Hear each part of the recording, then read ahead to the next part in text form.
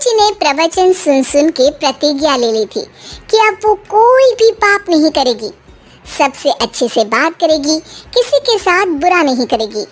बहू, ये मच्छर तेरे गाल पे कब से बैठा है? अरे काट लिया तो गाल गुलाब की तरह लाल कर देगा। बैठे रहने दो माँ जी, उसे आराम करना होगा। उसने मेरे गाल को अपना घर समझ लिया है, तो मैं उसे बेघर क्यों करूं?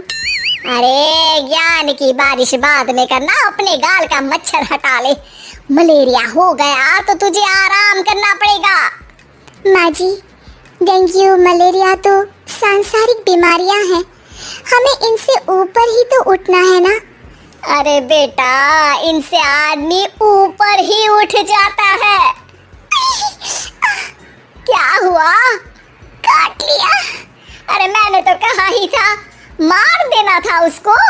नहीं नहीं माँ जी, उसे भोजन करना था, मैंने उसे पोषण दिया है, मुझसे पुण्य का काम हुआ है। अरे उड़ रहा है टुनटुना के, ताली बजा के मार दे वरना फिर काट खाएगा। नहीं नहीं माँ जी, जीव हत्या करना पाप है। मैंने एक बार व्हाट्सएप पे एक उपदेश पढ़ा था, मच्छर आपको काटे ये उसका जुनून है, उसके बाद आप खो जाओ ये आपका सुकून है। लेकिन कभी मच्छर को मारना मत, क्योंकि उसकी रगों में आपका ही खून है। अरे तू और तेरा व्हाट्सएप का ज्ञान, भगवान बचाए। सुरुचि की ये पुण्य करने की आदत से कई बार सुरुचि का नुकसान होता, लेकिन फिर भी वो पाप से दूर रहती। सुरुचि, मेरे सर में जुएं हो गई हैं, निकाल दोगी? कोई आपको अपने घर से निकाले, आपको अच्छा लगेगा क्या? अरे लेकिन परेशान कर दिए हैं जुएं, दिन भर सर खुजाता रहता हूँ। देखो, इसी बहाने तुम्हारे सर की चंपी हो जाती है। तुम्हें तो जुओं को थैंक यू कहना चाहिए। तभी बाहर से ससुर जी की आवाज आती है, बहू बहू। अभी आई बाबूजी।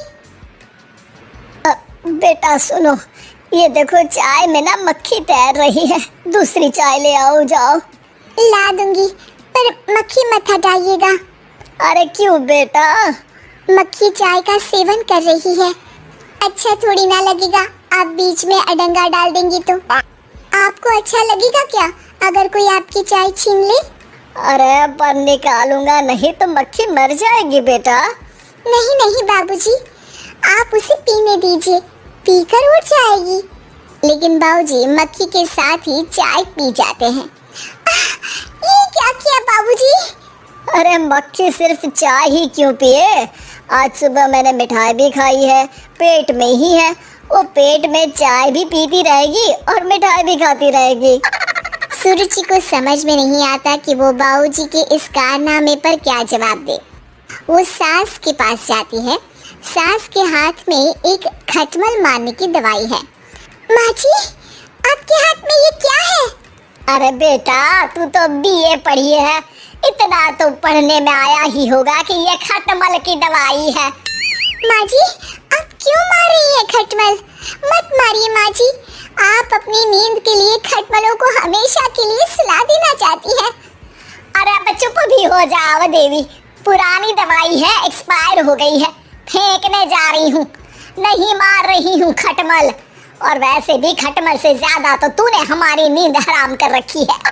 माँ जी, पुण्य करना चाहिए, आपको तो ज्यादा करना चाहिए, आपकी तो उम्र भी हो रही है। अरे उम्र से याद आया, बैंक में जाकर जन्म तारीख सही करवानी है, तैयार हो जा, कल स्कूटी चला के ले जाना मुझे। अगले दिन सास घर से निकलने से पहले दही शक्कर खा रही है और जल्दी जल्दी में हाथ नहीं धोती। बहू स्कूटी निकालती है और सास ताला लगाती है। ताला लगाते वक्त शक्कर के दाने ताले पे रह जाते हैं और दोनों सास बहू हड़बड़ी में घर से बाहर निकल जाती हैं। अच्छा हुआ कि तेरी स्कूटी में सेल्फ स्टार्ट है, वरना तू तो बोलती कि मैं किक नहीं मारूंगी, किक मार दी तो पाप लगेगा। माँ जी, इस तरह मजाक करना भी पाप होता है। दोनों सास बहू बैंक पहुँचती हैं। अभी लंच टाइम है, बाद में आना। अरे भाई साहब सुन तो लो, करवाना क्या है? अरे जन्म तारीख बदलवानी है, कैसे बदलेगी? अब किसी और तारीख को पैदा हो जाओ। यही चुटकुला आप अपने मैनेजर को भी सुना पाओगे ना? वो भी हंस ले थोड़ा, अभी बुलाती हूँ। अरे अरे रुकिए रुकिए, ये फॉर्म भरिए और आधार कार्ड दीजिए। अरे राम रे, आधार कार्ड तो भूल ही गई, उसके बिना तो नहीं होगा। अरे बहू जा, घर से जल्दी से मेरा बटुआ उठा ला, उसमें मेरे सारे कार्ड रखे हैं। जा जा जल्दी लेकर आ, वरना बैंक बंद हो जाएगा और कल मुझे अपनी बहन के यहाँ भी तो जाना है ना। जी माँ जी, अभी गई और अभी आई। अरे रुक, चाबी तो लेकर जा घर की। बहू जल्दी से घर पहुंचती है, लेकिन घर पहुंचते ही देखती है कि ताले पे बहुत सारी चींटियां हैं, जो माँ के ताला लगाते वक्त हाथ से ताले पे शक्कर छूट जाने के कारण आ गई थी। चींटियां हट जाओ, मुझे आधार कार्ड निकालना है। बहू चींटियों को हटाती नहीं है, उनसे मिन्नतें करने लगती है। सुनो, हट जाओगी तो और भी शक्कर के दाने खिलाऊंगी। अभी सास का काम बहुत जरूरी है, मेरी बात सुन लो, मान लो। मैंने तुमको हटाया तो पाप हो जाएगा। चींटियां कैसे सुरुचि की बातें सुनती जब घर में ही उसकी कोई नहीं सुनता था। शाम हो जाती है पर चींटियां हटती नहीं है। तभी सास वहाँ ऑटो से आ जाती है। अरे कहाँ रह गई तू? बैंक भी बंद हो गया। माँ जी, ताले पे चींटी। सास पूरा माजरा समझ जाती है और बहू से कहती है, एक बात बता, सोच के देख, अगर मुझे खून की बोतल चढ़ानी पड़ी और उस पर चींटी बैठी हो, तो बोतल से चींटियों को हटा के मुझे बचाएगी या चींटियों को वहीं बैठा रहने देगी? माँ जी, ऐसा होगा ही नहीं।